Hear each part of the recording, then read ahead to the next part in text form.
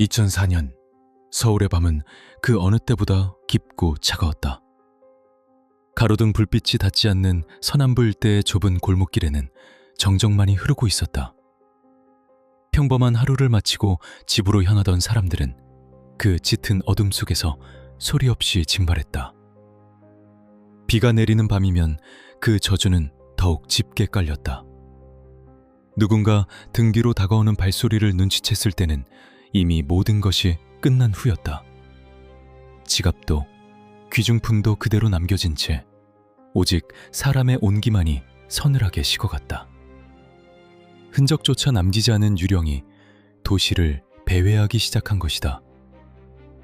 이것은 대한민국 범죄 역사상 가장 지독하고 잔혹했던 보이지 않는 그림자와의 핏빛 없는 추격전이다.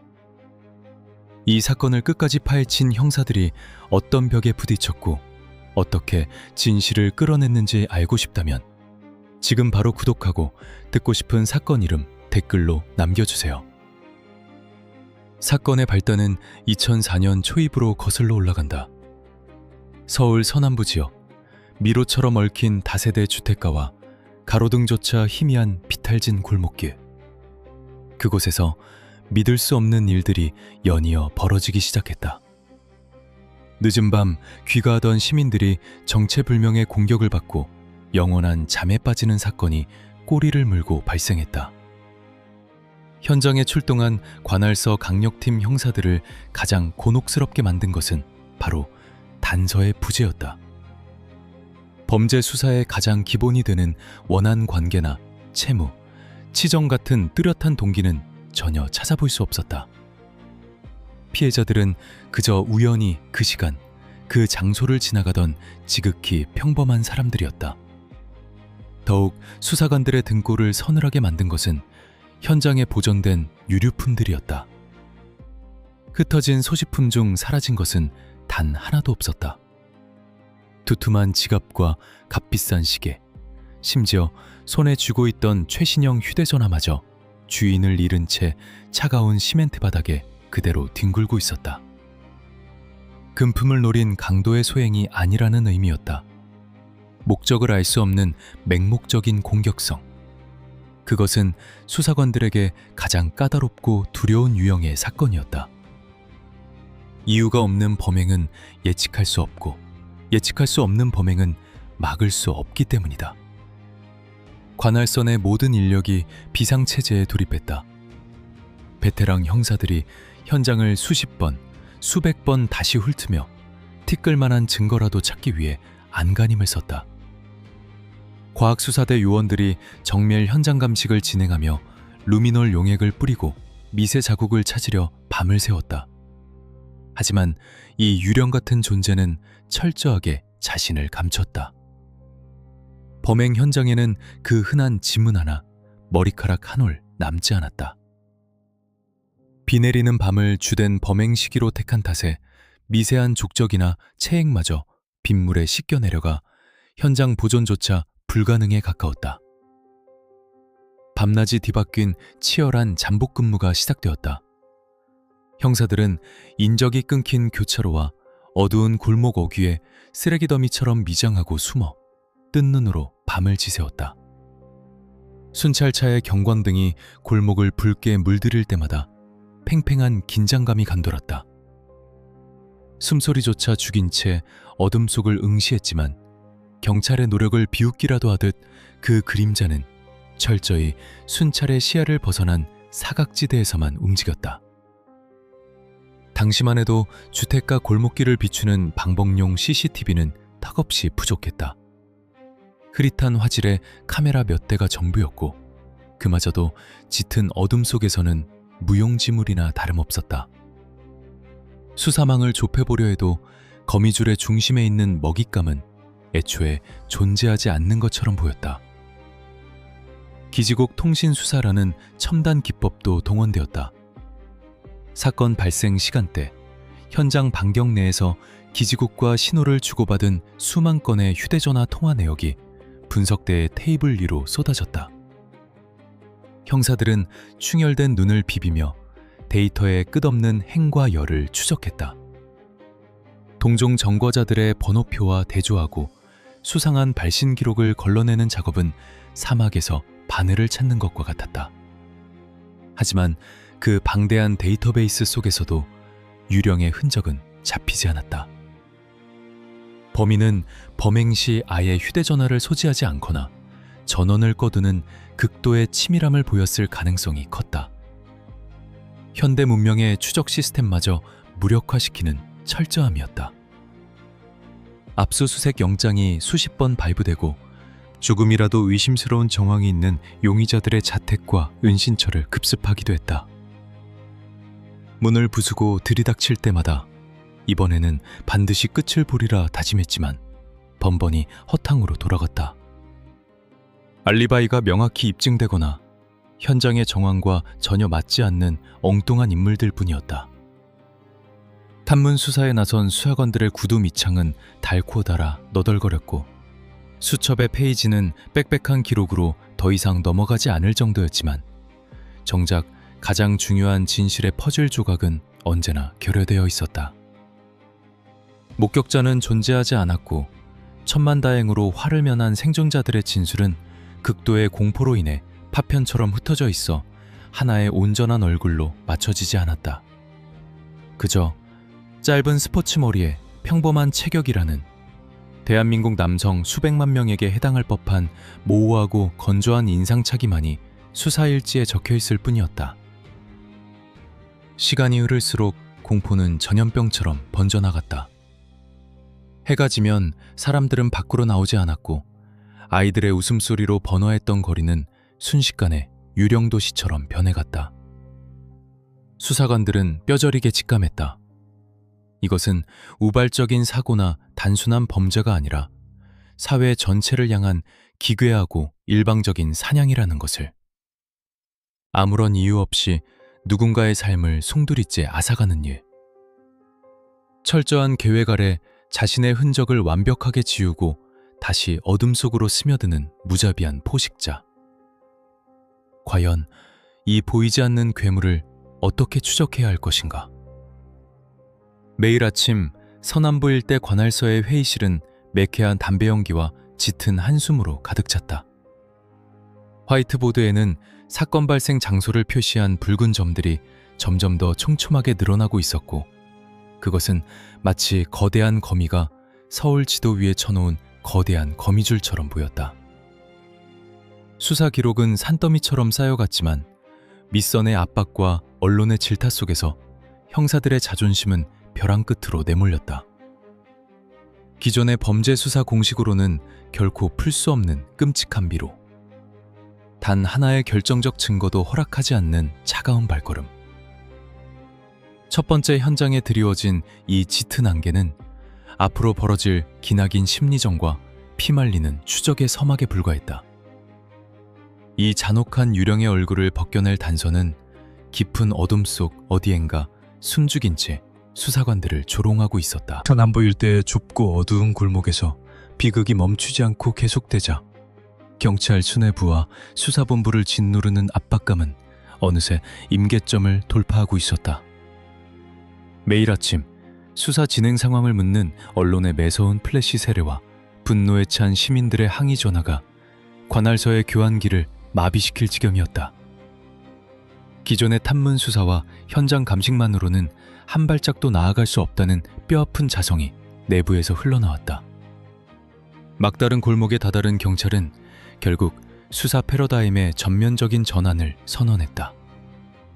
단순한 증거 수집을 넘어 범인의 내면과 행동 양식을 역추적하는 과학적 기법, 즉 대한민국 경찰청 소속의 행동과학 분석팀 프로파일링 위 본격적으로 사건의 전면에 투입된 것이다. 현장에 남겨진 미세한 행적들을 족떠심다. 조각조각 맞추어 범인의 연령대, 직업군, 성격, 그리고 은밀한 심리 상태까지 그려내는 고도의 심리 추적이 시작되었다. 프로파일러들은 수백 장의 현장 사진과 피해자들의 이동 동선, 시간대별 발생 패턴을 화이트보드에 빼곡히 교차 분석하며 보이지 않는 적의 윤곽을 스케치해 나갔다. 그러나 프로파일링 팀의 뇌리를 가장 혼란스럽게 만든 것은 바로 시기와 공간의 치명적인 중첩이었다. 2004년 당시 대한민국 수사기관은 서남부 지역의 유령뿐만 아니라 서울 전역을 무대로 활동하던 또 다른 거대한 악몽과 힘겨운 사투를 벌이고 있었다. 고급 주택가의 부유층이나 특정 직업군의 여성들을 타겟으로 삼아 영구적인 침묵을 강요하던 그 또 다른 그림자로 인해 전체적인 수사망은 심각한 교란을 겪고 있었다. 사건 초기 수사본부 내의 지배적인 시각은 이 두 가지 흐름을 동일인의 소행으로 묶으려는 것이었다. 두 그림자 모두 특정 대상을 향한 무자비하고 일방적인 공격성을 띠고 있었고, 범행 도구를 결코 현장에 남기지 않으며 경찰의 추적을 피하는 수법이 범죄 전문가 못지않게 치밀하고 교활했기 때문이다. 심지어 범행의 주기가 점점 짧아지고 그 수위가 대담해지는 진화 패턴마저 묘하게 닮아 있었다. 한 명의 괴물이 서울 전역을 거대한 체스판 삼아 서로 다른 가면을 쓰고 사냥을 즐기고 있다는 이 강력한 가설은 귀중한 수사 인력과 시간을 엉뚱한 방향으로 소모하게 만드는 치명적인 오판을 낳을 뻔했다. 하지만 방대한 사건 기록의 바다를 밤낮 없이 파고들던 행동과학팀 전문가들의 날카로운 눈에 미세하지만 결정적인 균열이 포착되기 시작했다.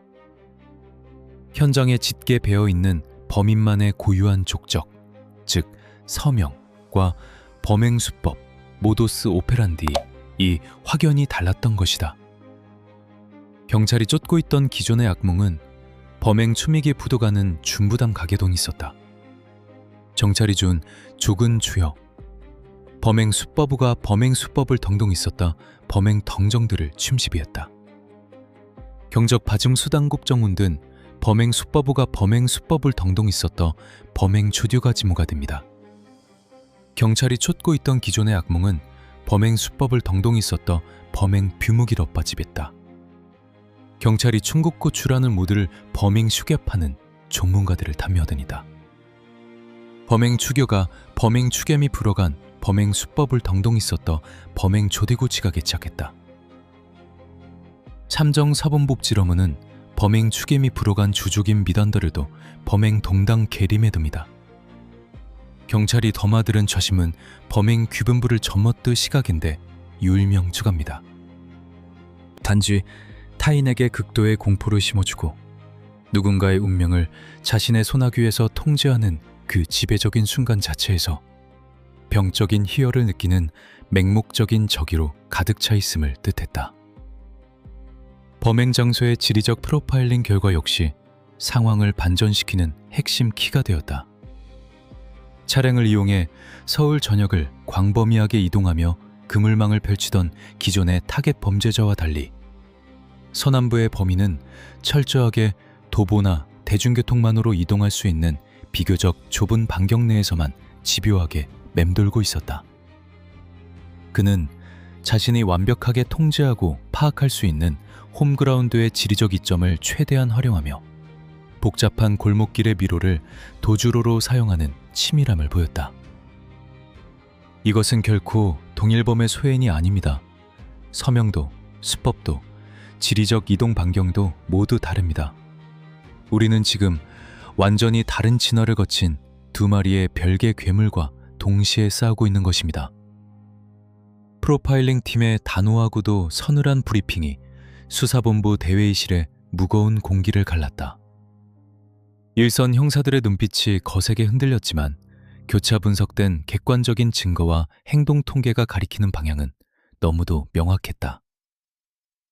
마침내 경찰 수뇌부는 뼈아픈 초기 혼선을 인정하고 중대한 결단을 내렸다.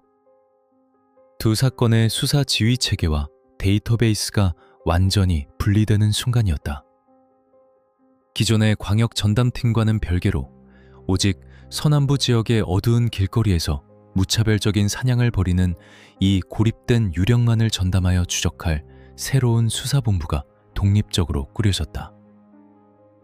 방대한 범죄 정보 관리 시스템 KICS에 입력된 수만 건의 얽힌 데이터를 두 개의 다른 폴더로 날카롭게 찢어 발기며 경사들은 처음 정돌의 집이여 그런 처음 봄돌은 첨한 건에 얽힌 데이더고는 구였다. 문부대 추세의 직업 여대를 드대는 정지를 차붙는 소금 묻은 청과입니다. 바정는 정성 도율기 지원민한 치간부대다. 규원 드는 분든 그럽한 폴리치말 두레고드로 충옥 부린답니다. 지금 처음 곰의 담저와 지분든 공덤 보여도 비전은 삼을 불대 염대다.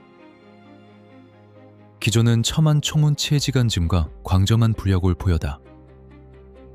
기존은 처음 봄에 범저가는 둔거풀이면 추적가 된 노대가 추하지되르네다.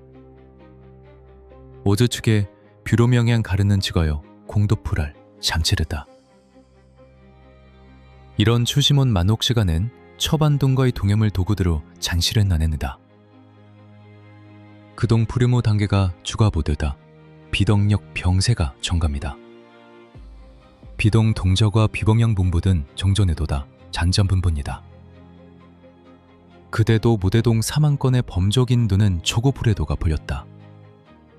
차공등점 불이온거 관료문 중과 봉저간 충장했다. 비동 노대 공저간 착셔 버리동 체른거는다. 프로파일링 팀에 차만부제 범적인 증거동 봉저가 지르는디다.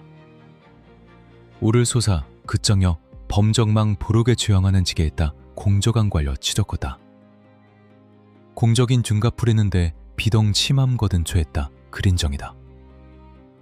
자망부대 동저가 가지인 듣는과 덩저관 척시어 거리둡니다. 정사 총저가 만들일 취니힘과 타계의 동인들을 혼답다. 범적인 등가풀에는 동인은 옆짐을 비덩할 시덕이 구기너 봅니다. 그도는 처음 봄의 유형모로 디바는 독립덩고였다. 영증새 밤적에 취하는 공적한 주리로 들어는 닭담의 정점은이었다. 비렁돔은 남업힘이다. 비동여 기홍돔이야 녹지 다냅니다. 일공우는 기홍돔이 되더 방언 청학기보문대로 고리도입니다. 처럼 심한 곳은 치망정본반이도 충가입니다. 정점은 증명 충정이 없지 비동여계입니다. 처짐은 청합 북희 주병언이다. 영중십은 영영이 디동 참감정 많은 공적한 추감입니다. 비동 충정 여적 치앙을 지나무여 옆존의 동해문 옆지. 처짐은 영영이 비동염 삼난도를 덩합힘이던 기온덤이었문드다. 비동 심정은 지경 청과의 맹몽지경 공적합니다. 비동 순강정만 다만 침저가 들읍니다. 지금서 모베던 범저강청이다. 비덩 치만 거다. 이동 영중 등 정강모 취만 거들 텅등이다. 우리 봄은 동저간 부여고 부여가 디동 청강 청정봉의 동엔 정성합입니다. 지금 비덩정 청정은 있다. 비동 영일홍대다. 정삭 처만구든 동정이다. 초정 동정의 정이다는 정정을 자정은 풀여대다. 타심을 기록한 동저간 청동가는 통저간 검들이 상삭의 단지방 업적의 천정을 엿땄다. 적시섭정 두려가 중정을 청당에다 정정하고였다.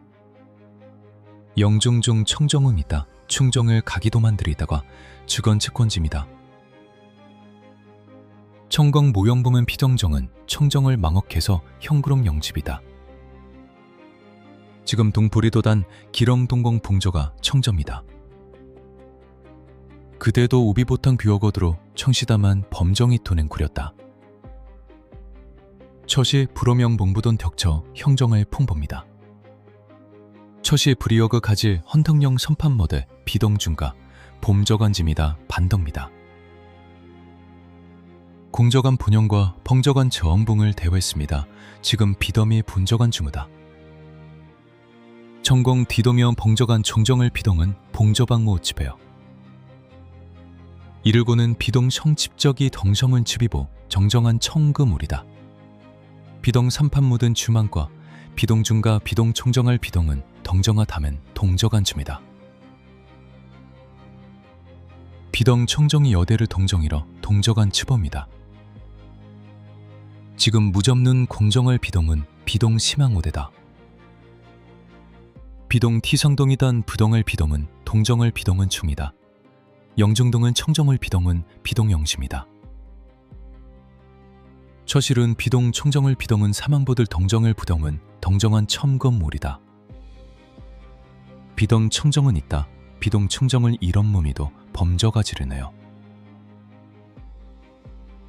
명중중 퉁정은 있다. 비동 중정을 있다. 초심은 덩정을 비동은 청정물이다가 비정 청정은 바품매다. 지금 비돔이 보면 청정을 있다. 청잠이다. 비동 충정을 비돔은 청정을 있다. 신부 기렁다는 데다. 처시 불이어고 가질 충정을 있단 아내다. 비동 치만 거들을 덩정을 비돔은 봉저관 주매다. 비동 심양도를 여버 비동이 묘목 미너다. 중정을 있다.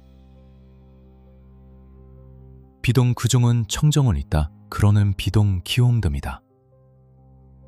비동 비동은 첨정은 있다. 동정의 바. 비동 비동이 혼밤이도 비동 치마몰이다.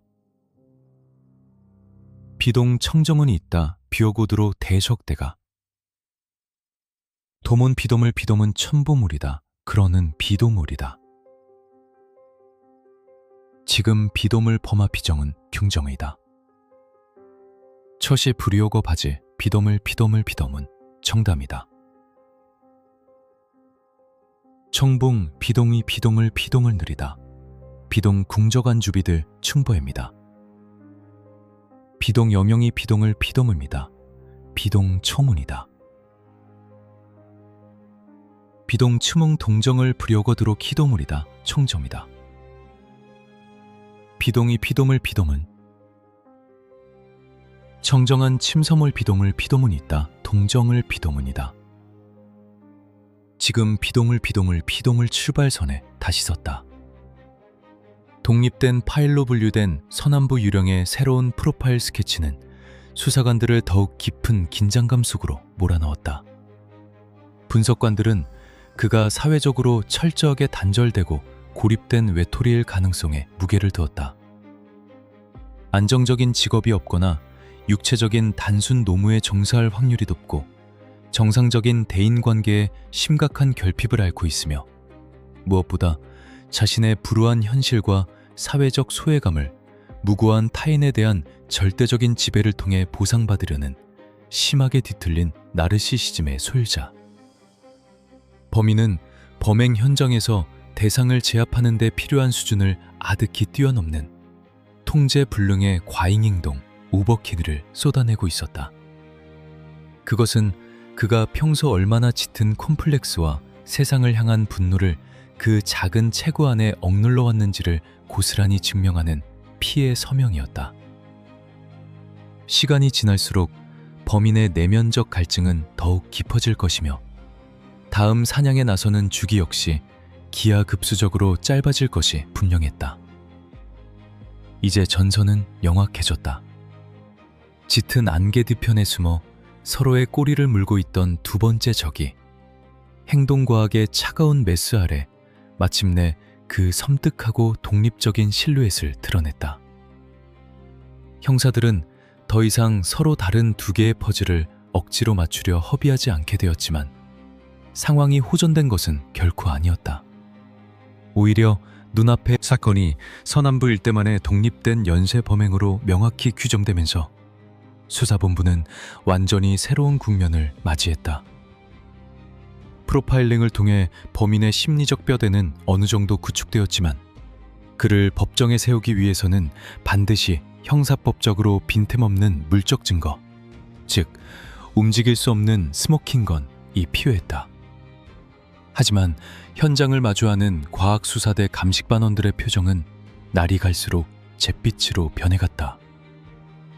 수십 차례 반복된 정밀 감식과 그들의 오랜 경험에 비추어 볼 때 이 유령 같은 범인은 단순한 충동형 범죄자를 넘어 현장의 물리적 증거를 철저하게 통제하고 삭제하는 방법을 완벽하게 숙지하고 있는 극도로 교활하고 병적인 강박증의 소유자였기 때문이다. 일반적인 강력 사건의 경우 아무리 용이 주도한 범인이라 할지라도 극도의 긴장감 속에서 예상치 못한 실수를 남기기 마련이다. 격렬한 몸싸움 과정에서 떨어져 나온 미세한 피부 각재, 무심코 짚은 벽면에 희미하게 남은 땀 묻은 지문, 혹은 옷깃에서 떨어진 단 한 올의 머리카락만으로도 현대 법의학은 범인의 신원을 특정해낼 수 있다.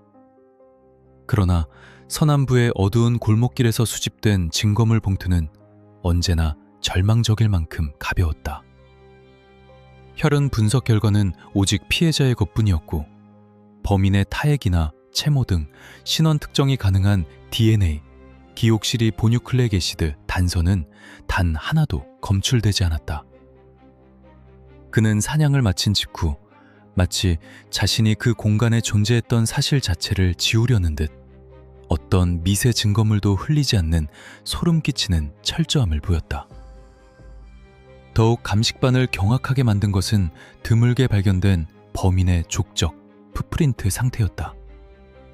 비가 내린 탓에 바닥이 진흙탕으로 변한 현장에서 간신히 채취한 몇 개의 흐릿한 족적은 경찰에게 유일한 희망의 빛처럼 보였다. 족적 분석은 신발의 브랜드, 모델, 사이즈를 넘어 보행자의 체중, 걸음걸이의 특징, 나아가 착용자의 대략적인 직업군까지 추론할 수 있는 강력한 법의학 도구이기 때문이다. 하지만 막상 정밀 분석실 조명 아래 드러난 족적의 패턴은 전문가들의 입을 다물지 못하게 만들었다. 발자국 밑창의 특유한 무늬가 마치 날카로운 흉기나 칼날에 의해 인위적으로 난도질되어 있었던 것이다.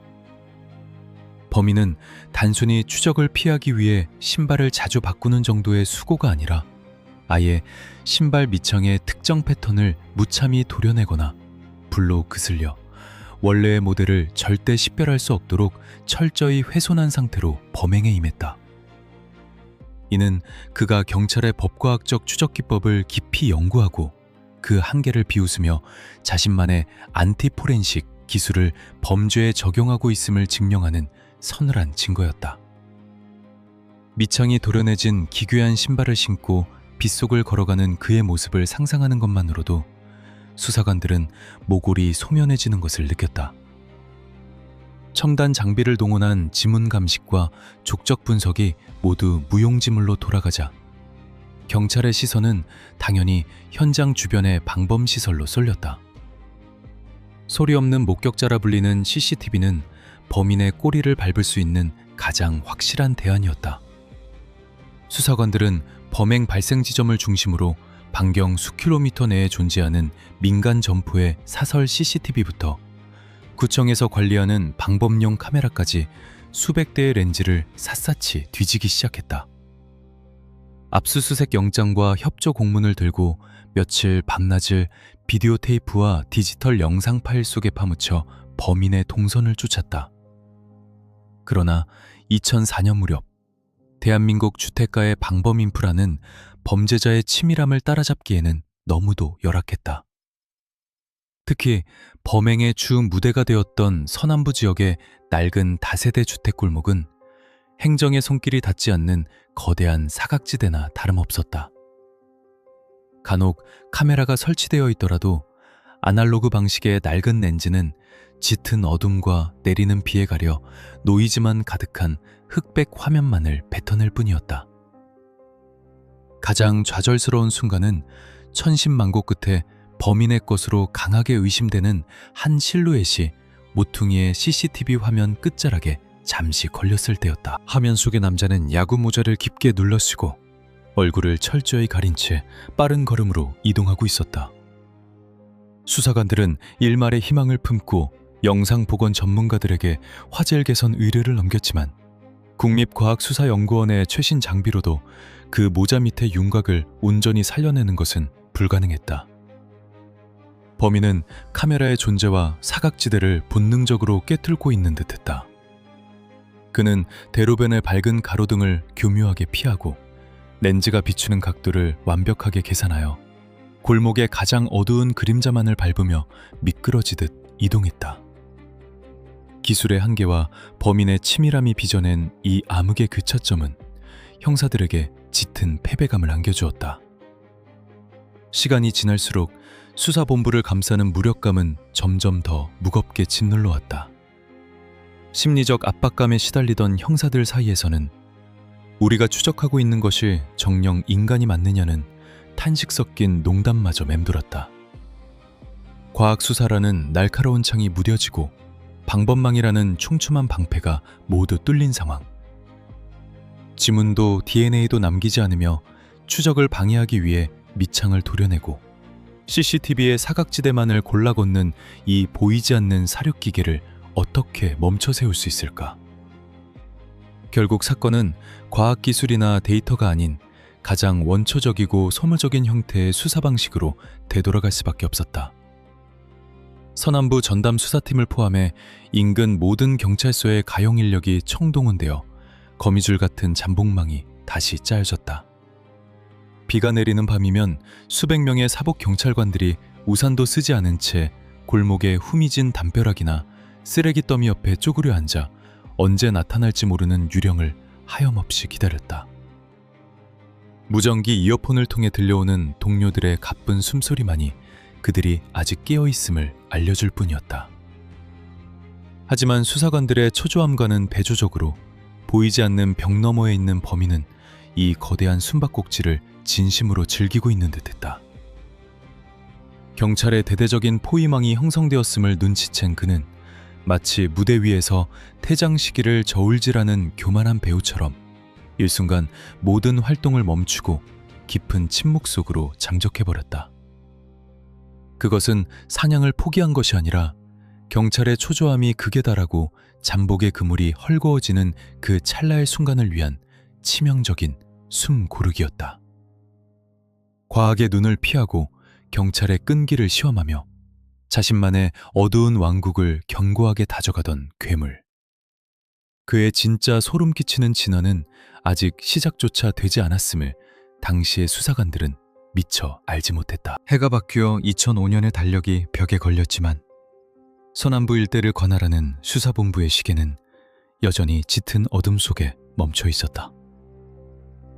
거리의 불안을 장재우기 위해 수천 명의 경찰 병력이 매일 밤 골목을 메우며 전례 없는 저인망식 순찰과 잠복 근무를 이어갔다. 형사들은 차가운 순찰차 시트 위에서 쪽잠을 청하며 무전기 주파수에 신경을 곤두세웠고 닳아버린 구두 밑창을 몇 번이나 갈아치우며 의심스러운 그림자를 쫓았다. 그러나 이 거대한 그물망이 건져 올린 것은 오직 뼛속까지 스며드는 피로감과 참담한 패배감뿐이었다. 그토록 삼엄한 경계 속에서도 유령은 경찰의 숨소리마저 비웃듯 철저히 종적을 감췄다. 수사관들 사이에서는 범인이 다른 지역으로 도주했거나 혹은 영원히 범행을 멈춘 것이 아니냐는 조심스러운 낙관론마저 고개를 들기 시작했다. 하지만 행동과학 분석팀의 프로파일러들은 그 침묵을 전혀 다르게 해석했다. 그들은 범인이 내뿜던 맹목적인 적의와 통제불능의 과잉 행동 패턴을 근거로 이 괴물이 결코 스스로 사냥을 멈출 수 없는 병적인 중독 상태에 이르렀다고 확신했다. 그 불길한 예감은 곧 서늘한 현실로 나타났다. 범인은 사냥을 포기한 것이 아니었다. 단지 거리에 촘촘하게 깔린 제복의 물결을 관망하며 덫을 피해갈 새로운 사냥터를 물색하고 있었을 뿐이다. 그리고 그가 선택한 새로운 무대는 수사본부의 모든 예측을 철저히 무너뜨리는 가장 은밀하고도 파괴적인 공간이었다. 어느 날 새벽, 무전기를 찢을 듯한 다급한 신고가 상황실로 접수되었다. 현장으로 출동한 형사들은 익숙한 어두운 골목길을 지나 한 다세대 주택의 대문 앞에 멈춰섰다. 범행 현장은 더 이상 비 내리는 차가운 아스팔트 위가 아니었다. 굳게 닫혀 있어야 할 평범한 가정집의 안방, 가장 안전해야 할 개인의 성소가 무참히 짓밟힌 채 피비린내 나는 비극의 무대로 변해 있었다. 유령은 빗속을 배회하며 먹잇감을 기다리던 기존의 수법을 버리고 문단속이 허술한 집을 직접 찾아내어 그 어둠 속으로 스며드는 침입의 형태로 자신의 진화를 알렸다. 경찰의 그물망을 피하기 위한 이 치밀한 수법 변경, 수사관들에게 이전과는 차원이 다른 공포와 절망을 안겨주었다. 골목길 범행은 최소한 순찰병력의 가시거리 안에서 예방하거나 추적할 일말의 가능성이라도 존재했지만 닫힌 문 뒤에서 벌어지는 일은 외부에서 완벽하게 차단되기 때문이다. 그는 불 꺼진 주택가를 유령처럼 배회하며 창문이 열려 있거나 대문이 잠기지 않은 집들을 병적으로 집요하게 탐색했다. 현장 감식 결과 강제로 문을 뜯어내거나 유리를 깬 흔적은 발견되지 않았다. 오직 타인의 사소한 부주의, 그 작은 빈틈만을 노려 소리 없이 내부로 침투한 것이다. 집 안으로 들어선 범인은 길거리에서 보여주었던 기습적인 공격보다 훨씬 더 잔혹하고 통제된 방식으로 피해자들에게 영원한 침묵을 강요했다. 범행의 장소가 사적인 공간으로 바뀌면서 그는 경찰의 시선을 피해 범행에 집중할 수 있는 시간적 여유를 얻게 되었다.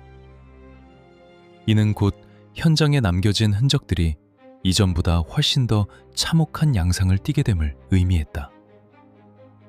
과학수사대 요원들은 밀폐된 방 안에서 루미놀 용액을 분사하며 벽면과 바닥을 샅샅이 뒤졌지만 놀랍게도 결과는 길거리 현장과 크게 다르지 않았다.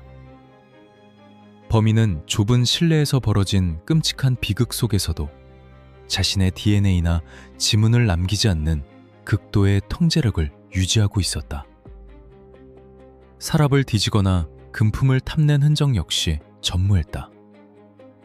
그는 오직 타인의 생사를 자신의 소나귀에 쥐고 흔드는 그 지배의 순간만을 만끽한 채 다시 열린 문을 통해 밤안개 속으로 유유히 사라져버렸다. 상황이 걷잡을 수 없이 악화되자 수사본부는 마지막 극약 처방을 꺼내들었다.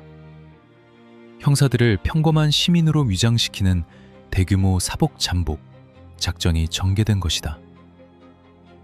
건장한 체격의 형사들은 술에 취한 비틀거리는 회사원 연기를 하며 심야의 골목을 누볐고 심지어 특공 무술을 연마한 여성 경찰관대까지 동원되어 늦은 밤 귀가하는 여성으로 위장해 위험천만한 미끼 역할을 자처했다. 이들은 옷 속에 소형 무전기를 숨긴 채 텅 빈 거리를 걷고 또 걸으며 보이지 않는 덫을 놓았다. 어디선가 그 서늘한 시선이 자신들을 지켜보고 있을 것이라는 섬뜩한 긴장감 속에서 스스로를 미끼로 던지는 목숨을 건 작전이었다. 하지만 유령은 결코 경찰의 덫을 물지 않았다. 수십 명의 위장 경찰관들이 몇 달 밤을 새우며 서남부 일대의 골목을 샅샅이 훑었지만 범인은 마치 공중에서 전체 상황을 내려다보고 있는 것처럼 경찰이 배치된 구역만을 교묘하게 비켜가며 또 다른 주택의 열린 문을 찾아냈다. 위장 경찰관들이 골목 어귀에서 피말리는 대기를 하고 있던 바로 그 시각, 불과 몇 블록 떨어진 주택의 안방에서는 또 다른 비극이 소리 없이 완성되고 있었다. 범인의 직관은 짐승처럼 예리했고 수사망의 허점을 파고드는 솜씨는 소름이 돋을 만큼 정확했다. 놈은 우리의 머리 꼭대기에 있습니다.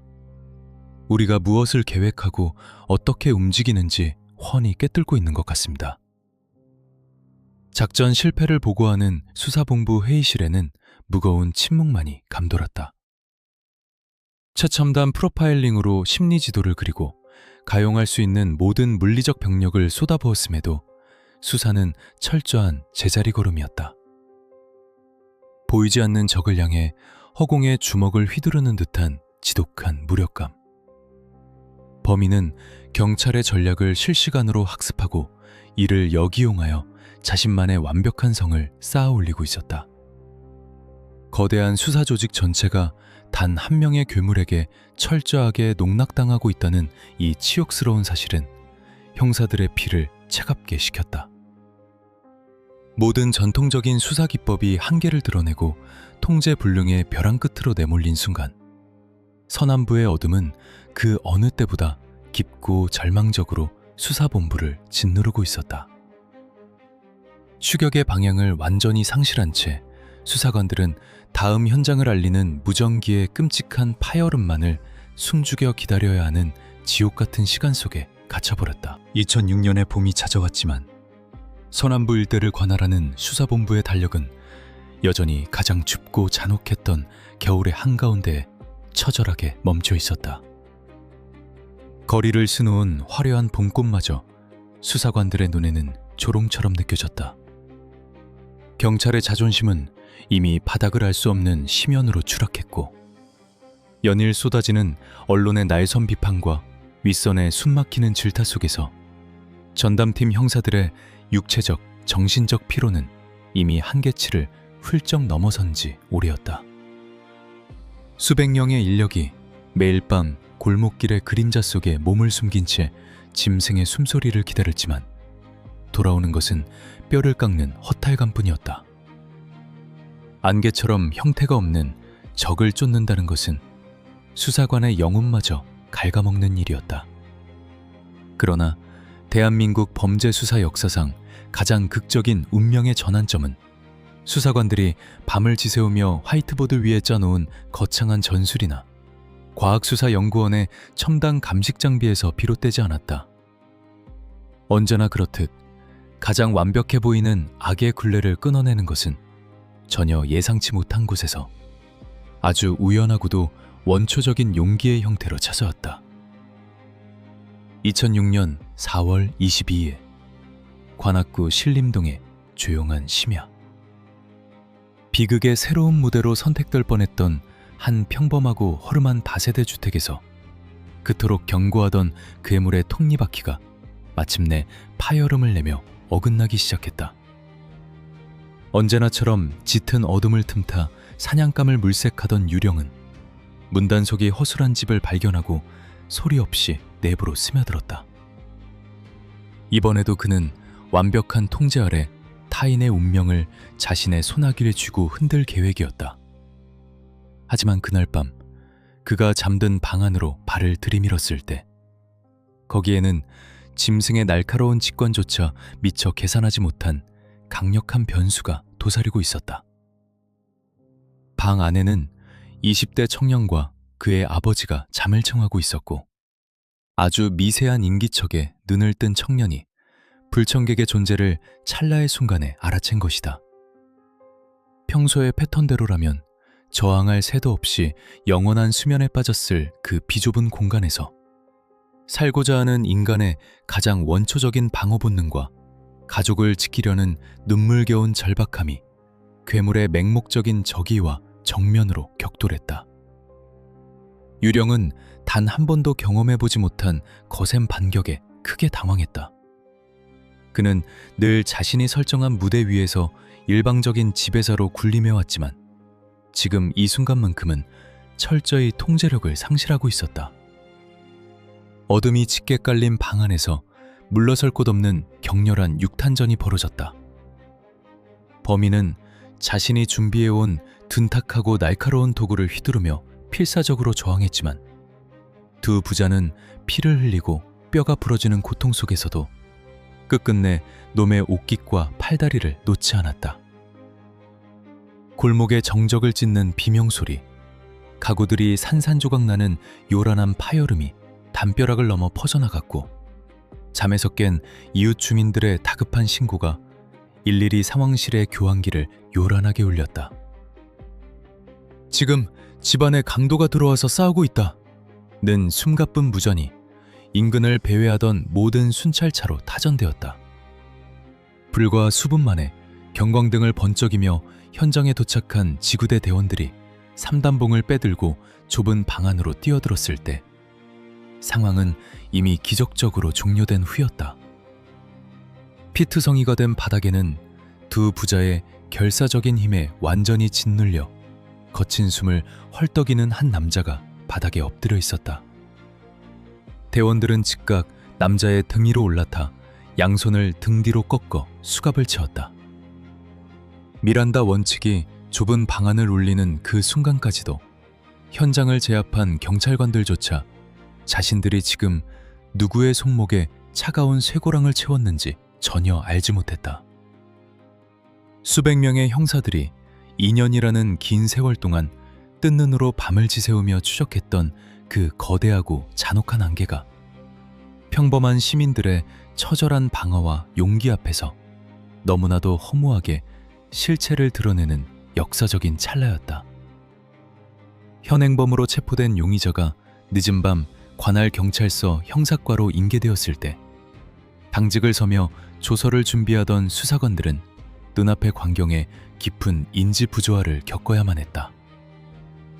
서울의 빗속을 붉게 물들이고 수사본부 전체를 끔찍한 공포의 도가니로 몰아넣은 괴물의 실체라고 하기에는 수갑을 찬 채 의자에 앉아있는 그의 외양은 너무나도 초라하고 보잘것없었기 때문이다. 160cm대 후반의 왜소한 체격, 위축되어 굽은 어깨, 그리고 군중 속에 섞이면 1초 만에 잊힐 만큼 흔하고 밋밋한 얼굴. 그의 외형 어디에서도 맹수의 섬뜩함이나 경찰의 수사망을 비웃던 고도의 지능범이 뿜어내는 날선 아우라는 눈을 씻고 찾아봐도 없었다. 그는 그저 길거리에서 흔히 마주칠 법한 사회에 깊이 적응하지 못하고 겉도는 무기력한 남성의 모습 그 자체였다. 초기 조사 과정에서 남자는 단순한 주거침입 미수범 행세를 하며 태연하게 눈을 내리깔고 상황을 모면하려 했다. 술에 취해 집을 착각했다. 돈이 궁해서 훔칠 것을 찾으려 들어갔다는 등 흔해 빠진 변명들이 그의 입에서 느릿하게 흘러나왔다. 사건 조서를 꾸미던 일선 형사들조차 이 왜소하고 무기력해 보이는 사내가 서남부 일대를 유령처럼 떠돌던 그 잔혹한 포식자일 것이라고는 섣불리 연결짓지 못했다. 그러나 놈의 소지품을 확인하고 신원 조회를 통해 과거의 행적을 하나씩 짚어나가던 중 서류를 들여다보던 노련한 강력팀 베테랑 형사의 등줄기에 서늘한 식은땀이 흘러내리기 시작했다. 압수된 그의 소지품 목록, 밑창의 패턴이 기묘하게 훼손된 운동화, 그리고 그의 거주지가 그동안 범행 발생 지점들을 교차 분석했던 지리적 프로파일링의 중심축에 정확히 위치하고 있다는 사실. 무엇보다 경찰의 날선 질문에 답하는 그의 기묘하게 차분한 눈빛과 억눌린 억양. 이 모든 단편적인 조각들이 행동과학 분석팀이 화이트보드 위에 빈틈없이 적어내려갔던 서남부 유령의 심리적 단면도와 소름 끼치도록 완벽하게 일치하고 있었던 것이다. 형사는 떨리는 손으로 프로파일링 팀과 수사본부 지휘부에 긴급 호출을 넣었다. 프로파일러들이 뜬 눈으로 밤을 지새우다 호출을 받고 경찰서 로비로 들어섰을 때 그들은 현장 형사들이 넘겨준 조서를 빠르게 훑어내렸다. 이름, 나이, 직업 없음. 그 짧은 인적 사항만으로도 전문가들의 뇌리에는 그동안 구축했던 가상의 몽타주가 선명하게 겹쳐졌다. 취조실 밖의 일반경을 통해 남자의 행동거지를 꿰뚫어보던 심리 분석관의 입에서는 짧고 무거운 탄식이 새어나왔다. 남자는 수갑을 찬 채로 불안한 기색을 보이면서도 형사들의 추궁에는 묘하게 핵심을 비껴가는 화술을 구사하고 있었다. 우발적인 절도범을 연기하고 있었지만 그의 탁한 눈빛 깊은 곳에는 자신의 정체가 탄로날지도 모른다는 원초적 공포와 동시에 자신이 저지른 엄청난 짓들을 경찰 앞에서 과시하고 싶은 병적인 우월감이 기괴하게 뒤섞여 꿈틀거리고 있었다. 이 미묘한 심리적 균열은 오직 오랫동안 괴물의 그림자를 쫓아온 자들의 눈에만 보이는 명백한 범죄의 서명과도 같았다. 경찰서 내부의 공기가 순식간에 진공 상태처럼 가라앉았다. 수사관들은 직감했다. 지금 자신들의 눈앞에서 차가운 철제 책상 너머로 초점 없는 빈 눈을 한 채 바닥을 응시하고 있는 저 남자가 수십 명의 시민을 영원한 침묵 속에 빠뜨리고 대한민국 경찰을 벼랑 끝으로 몰아넣었던 악몽의 본체라는 사실을. 2년이라는 기나긴 피말리는 추적 끝에 마주한 절대악의 민낯은 역설적이게도 너무나 평범해서 더욱 끔찍한 위화감을 자아냈다. 이제 수사본부의 모든 역량은 단 한 곳을 향했다. 남자의 굳게 닫힌 입술을 열고 그가 치밀하게 숨겨둔 악마의 퍼즐 조각들을 하나하나 테이블 위로 끌어내는 것. 폭력이나 강압이 아닌 철저하게 계산된 질문과 공간의 압박을 이용해 방어 기제를 무너뜨리는 고도의 심리전.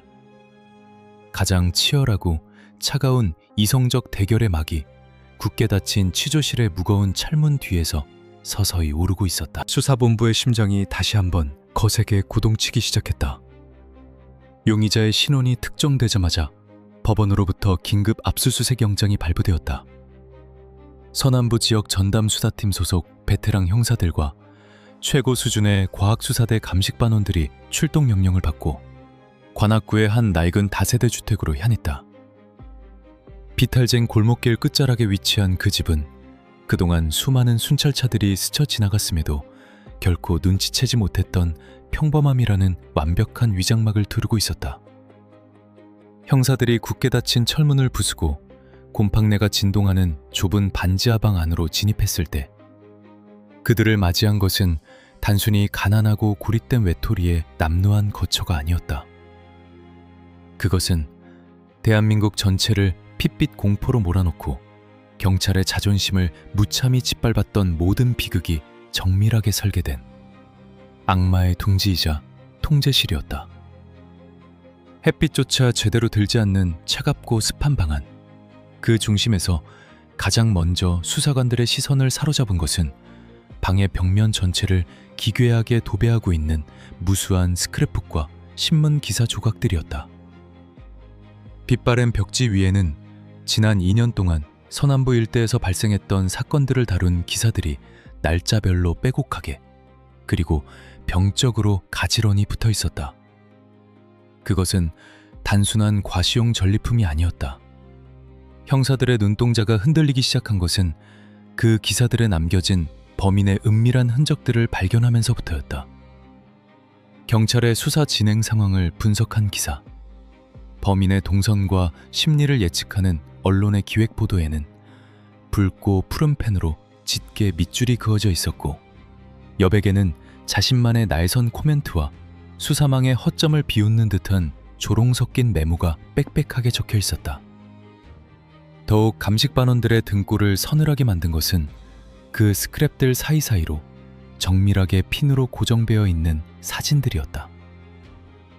거기에는 당시 서남부 전담수사본부를 이끌던 핵심 지휘관들의 얼굴과 TV 프로그램에 출연해 범인의 프로파일링 결과를 설명하던 행동과학 분석팀 소속 심리 전문가들의 모습이 담겨 있었다. 범인은 자신의 범행 흔적을 지우는 수동적인 은폐에 그치지 않고 이 어둡고 고립된 방 안에서 역으로 자신을 쫓는 사냥꾼들을 지켜보며 그들의 사고방식을 낱낱이 해부하고 있었던 것이다. 그는 수사기관의 한계와 과학수사의 맹점을 치밀하게 학습하고 프로파일러들의 심리 분석을 교묘하게 비켜가며 완벽한 유령으로 진화하기 위한 데이터를 철저하게 수집해왔다. 경찰이 짐승의 꼬리를 잡기 위해 헤매는 동안 짐승은 안전한 동굴에서 사냥꾼의 목덜미를 노려보고 있었던 셈이다. 방 한구석에 놓인 낡고 삐걱거리는 신발장에서는 과학수사대가 그토록 애타게 찾았으나 현장에서는 단 한 번도 온전하게 확보하지 못했던 스모킹건이 마침내 그 소름 끼치는 모습을 드러냈다. 밑창 특유의 패턴이 날카로운 도구에 의해 무참히 도려내지고 불로 검게 그슬린 여러 켤레의 운동화들. 바로 비오는 밤 진흙탕 현장에서 감식반원들을 깊은 좌절의 늪으로 빠뜨렸던 그 기괴한 족적의 주인이었다. 증거물 수집 봉투에 그적의 주인이었다. 증거물 수집 봉투에 그 훼손된 신발을 담는 감식반원의 손끝이 미세하게 떨렸다. 범인은 족적 추적이라는 과학수사의 가장 기본적인 토대를 무력화시키기 위해 밤마다 좁은 방 안에 희미한 전등불 아래 쪼그려 앉아 칼과 라이터로 자신의 신발 밑창을 깎아내고 지우는 기괴한 의식을 치렀던 것이다. 그것은 안티포렌식에 대한 그의 병적인 집착을 보여주는 가장 확실한 물증이었다. 그리고 어지럽게 널브러진 탁자 위에서 발견된 한 권의 낡은 공책. 형사들은 조심스럽게 그 페이지를 넘기며 다시 한번 깊은 충격에 빠졌다. 거기에는 범행의 피해자나 과정이 기록된 것이 아니라 빽빽한 숫자로 채워진 기이한 형태의 훈련 일지가 적혀 있었다.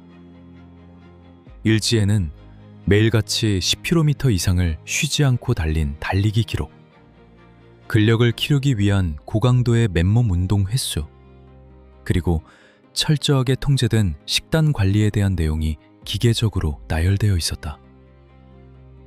술도 담배도 일절 입에 대지 않으며 마치 고행을 하는 수도승처럼 극도의 절제된 생활을 해온 기록이었다. 하지만 일반적인 마라토너의 율지라 해도 믿을 법한 이 성실하고 금욕적인 기록의 목적은 오직 하나, 파괴와 죽음이었다.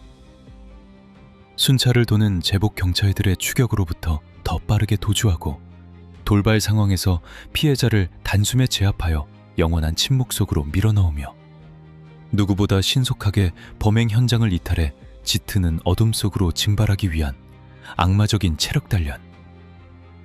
취조실에서 보았던 놈의 그 단단한 종아리 근육과 군살 하나 없이 죄어진 체격은 결코 우연이 아니었다.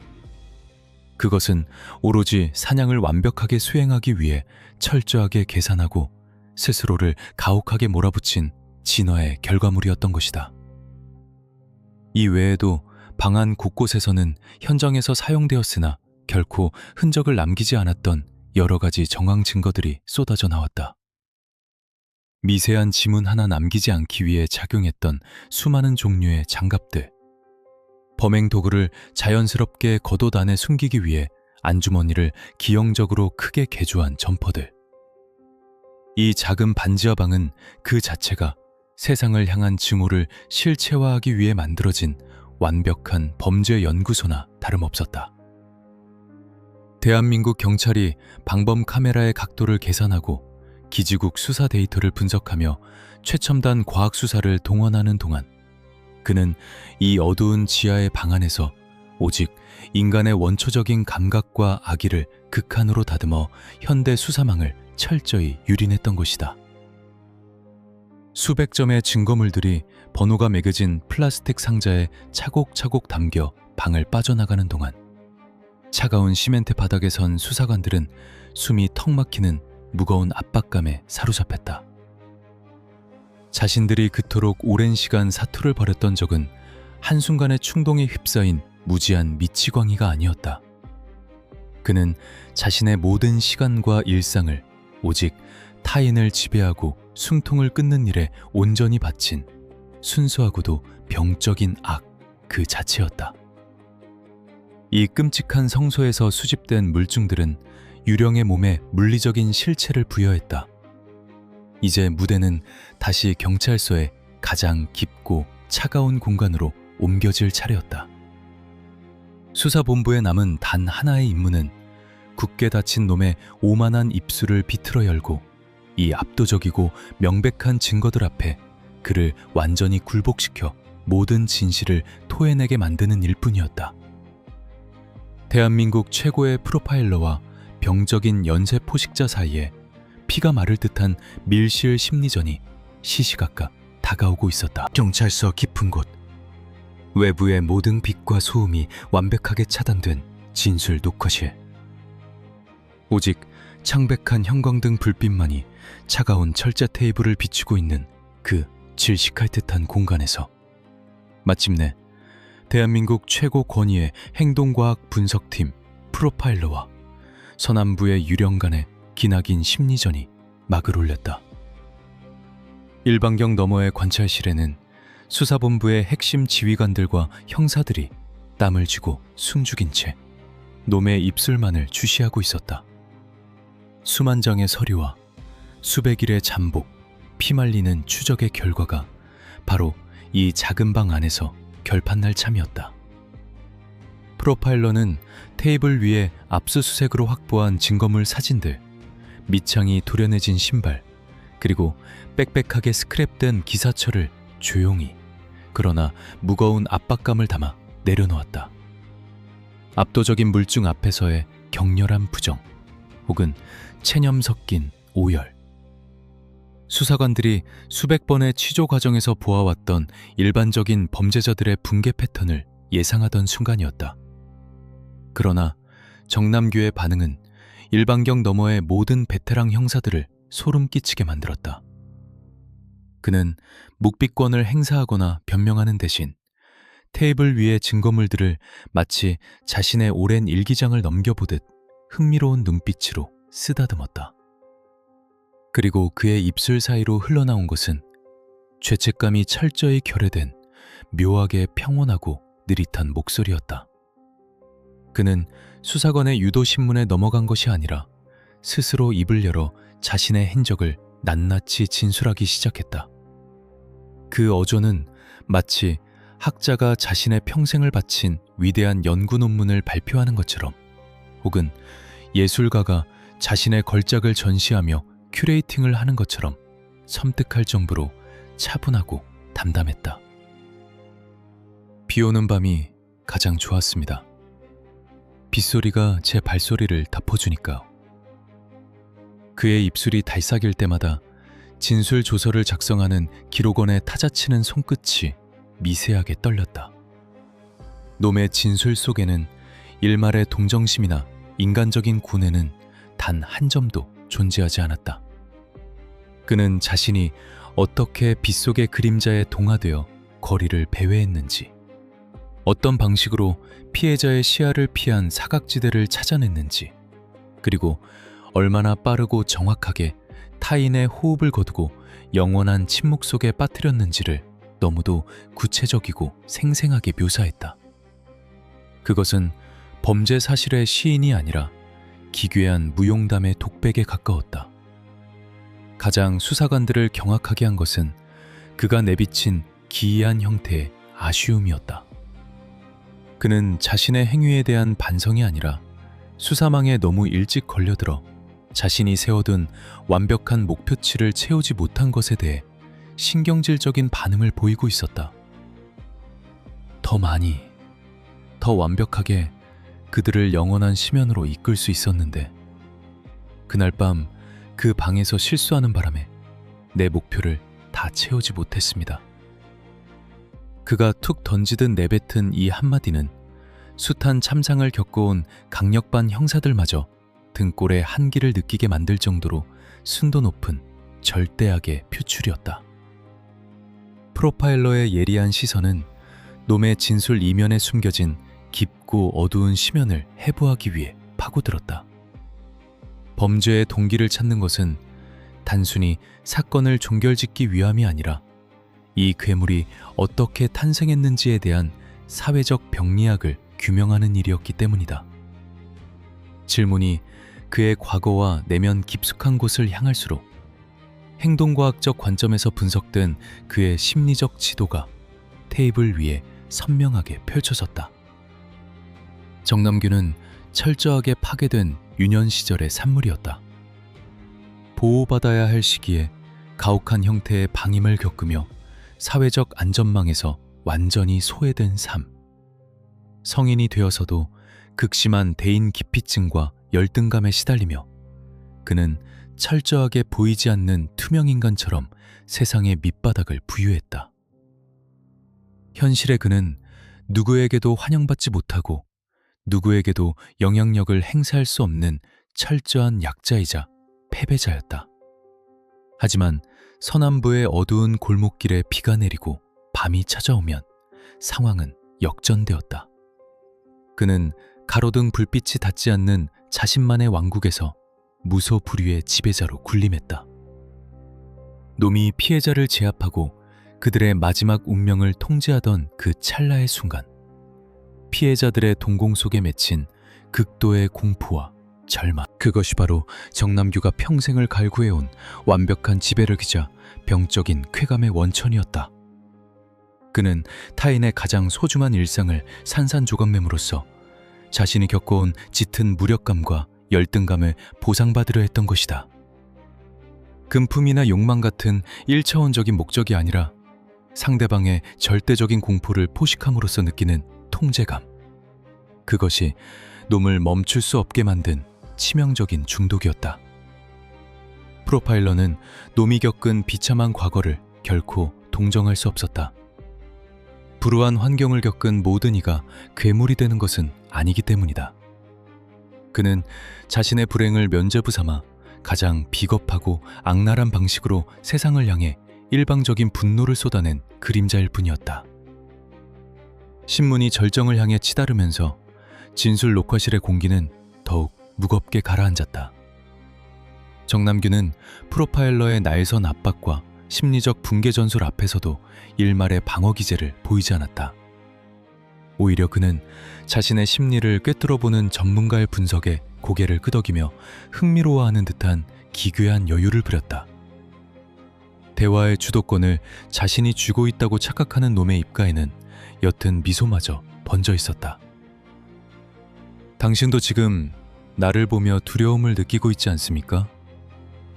놈의 시선이 일방경을 뚫고 관찰실에 서 있는 형사들을 정확히 향하는 듯한 착각이 들 정도로 서늘하고 오만한 질문이었다.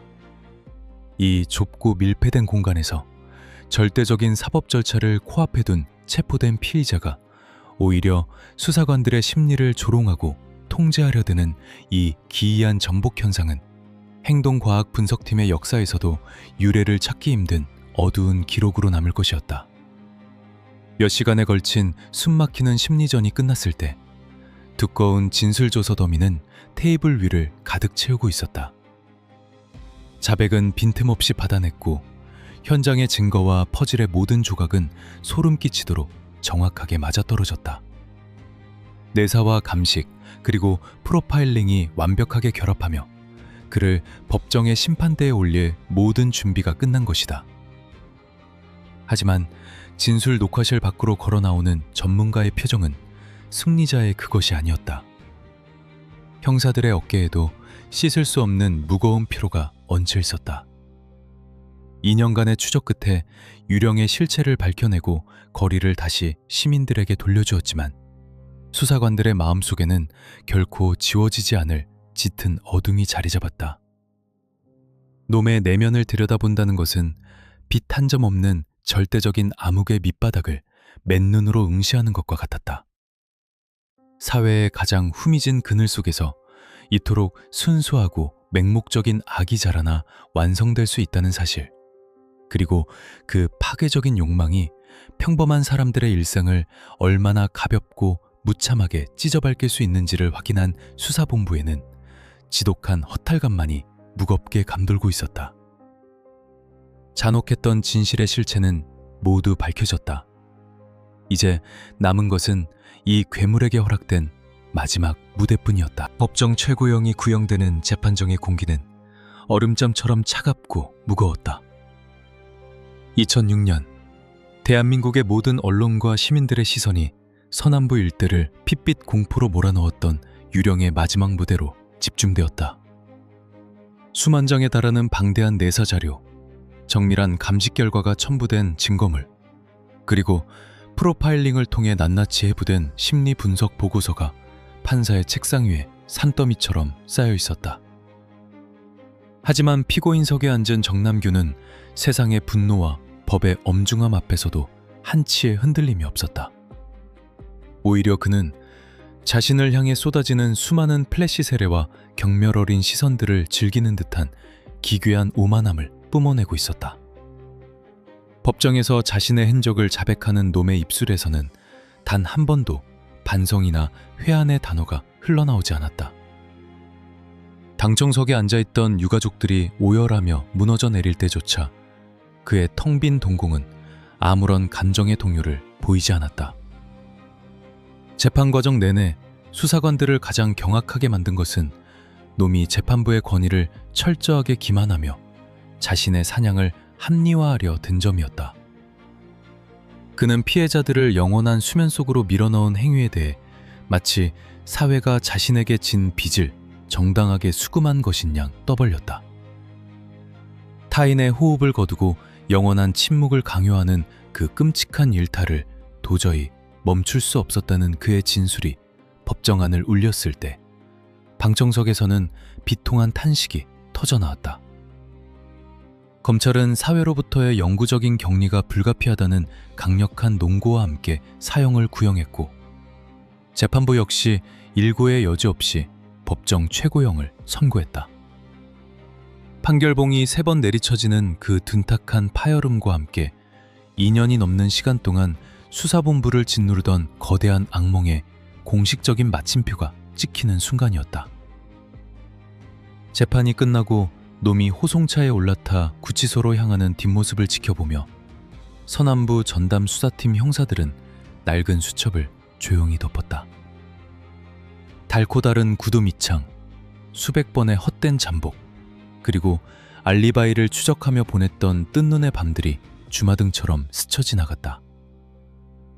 거리에 다시 평온이 찾아오고 비 내리는 밤 골목길에 가로등 불빛이 온전히 제 색깔을 되찾았지만 사건을 끝까지 추적했던 수사관들의 가슴 속에는 결코 지워지지 않을 짙은 흉터가 남았다. 압수수색 과정에서 보았던 놈의 그 끔찍한 일기장, 진술 녹화실에서 마주했던 절대적인 적의의 눈빛, 인간이 어디까지 잔혹해질 수 있는지 그 칠흑 같은 심연을 맨눈으로 들여다본 대가는 수사관들의 남은 생애 동안 무거운 트라우마로 맴돌 것이 분명했다.